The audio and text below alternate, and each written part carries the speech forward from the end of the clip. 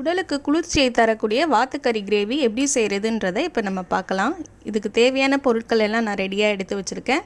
நான் போடும்போது என்னென்ன போடுன்றதை உங்களுக்கு தெளிவாக சொல்கிறேங்க. ஃபஸ்ட்டு இஞ்சி பூண்டை அரைச்சிக்க போகிறோம்.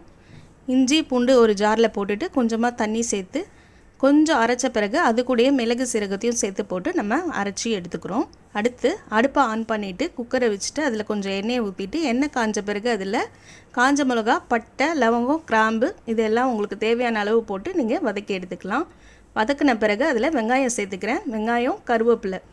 வெங்காயம் நல்லா வதங்குற வரைக்கும் எண்ணெயில் நீங்கள் வதக்கிட்டு இருக்கணும். வெங்காயம் நல்லா வதங்கணுன்னா நீங்கள் கொஞ்சம் உப்பு சேர்த்துட்டிங்கன்னா சீக்கிரமாக வதங்கிடும். வெங்காயம் பொன்னிறமாக வதங்கின பிறகு அதில் தக்காளி ஆட் பண்ணிக்கிறோம். நான் ஒரு 2 தக்காளி ஆட் பண்ணியிருக்கேன்.